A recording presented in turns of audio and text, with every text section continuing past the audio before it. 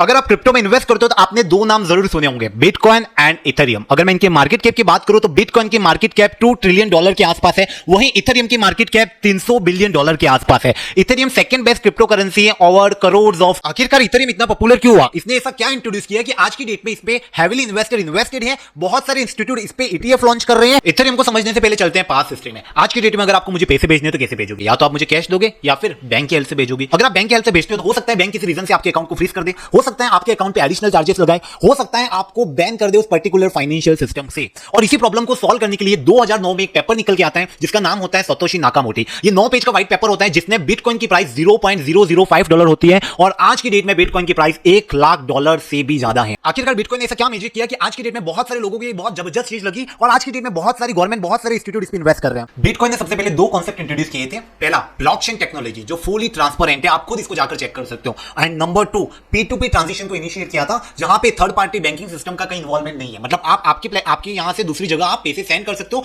As well as receive कर सकते हो बिना बैंक के इंटरवेंशन। लेकिन ये सिस्टम में एक बहुत बड़ा प्रॉब्लम था, या तो इससे हम पैसे सेंड कर सकते हैं या फिर रिसीव कर सकते हैं, इसके अलावा कोई और काम नहीं कर सकते। बिटकॉइन से आप पैसा सेंड कर सकते थे और रिसीव कर सकते थे, बट बिटकॉइन जैसे इंट्रोड्यूस हुआ हमें ये चीज पता चल गई कि भाई हम इंडिपेंडेंटली पैसा सेंड कर सकते हैं बिना किसी third party interruptions like bank. ठीक है, बट यहीं पे एक आइडिया निकल के आता है कि क्यों ना हम दुनिया में जो भी जितनी भी रियल वर्ल्ड चीजें, रियलिस्टिक चीजें, उनको ब्लॉकचेन पे इंप्लीमेंट किया जाए। आप में से काफी सारे लोगों ने फेसबुक को जरूर यूज किया होगा, राइट? और काफी लोगों के उस पे अकाउंट भी होंगे, राइट? बट हो सकता है कल फेसबुक का फाउंडर मार्क जुकरबर्ग है, वो बोलता है कि कल से फेसबुक बंद है, वो नहीं चलेगा। तो यहाँ पे हम कोई नहीं कर सकते क्योंकि इस पूरे के पूरे फेसबुक प्लेटफॉर्म की ऑथोरिटी किसके पास है? मार्क जुकरबर्ग के बाद। अगर वो चाहेगा तो चलेगा, नहीं चाहेगा तो नहीं चलेगा।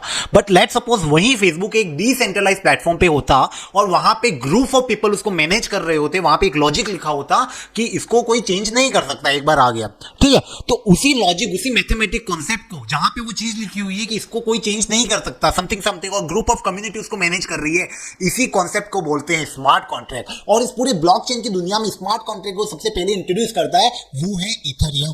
बिटकॉइन जैसे कैलकुलेटर था उसी प्रकार से इथेरियम एक स्मार्टफोन है, ऐसा स्मार्टफोन जिसके हेल्प से आप जो चाहे वो डिजाइन कर सकते हो, एप्लीकेशन बना सकते हो, और वो भी ब्लॉकचेन टेक्नोलॉजी पे। आप एक लॉजिक लिखते हो, उस लॉजिक को हम बोलते हैं स्मार्ट कॉन्ट्रैक्ट, और स्मार्ट कॉन्ट्रैक्ट पर जो एप्लीकेशंस बनती हैं, डिप्लॉय होती हैं, उसको बोलते हैं डिसेंट्रलाइज्ड एप्लीकेशन। एक बार हमने स्मार्ट कॉन्ट्रैक्ट लिख दिया, उसको हम चेंज नहीं कर सकते। उसको हम तभी चेंज कर सकते हैं जब ग्रुप ऑफ कम्युनिटी एक साथ में आया, उसको एग्री करते हैं, तभी उसको चेंज कर सकते हैं। रियल वर्ल्ड एग्जांपल लेते हैं। लेट्स सपोज आप एक गाड़ी लेते हो, है ना, सेकंड हैंड गाड़ी लेते हो, वो XYZ किलोमीटर चली हुई है। अब आपको कैसे पता चलेगा कि भैया उसमें XYZ किलोमीटर चली है? मीटर तो वो रिफ्रेश भी कर सकता है या फिर चेंज भी कर सकता है, we don't know. Why not we make one solution जो कि उस गाड़ी का जो मीटर है उसको डिसेंट्रलाइज्ड ब्लॉकचेन पे डाल दे और ऑटोमेटिकली पता चले कि वो इतना किलोमीटर चली है। मतलब कोई भी झूठ नहीं बोल सकता। इसी कॉन्सेप्ट को रियल वर्ल्ड में BMW ने इंट्रोड्यूस किया है ऑन अ VJ ब्लॉकचेन।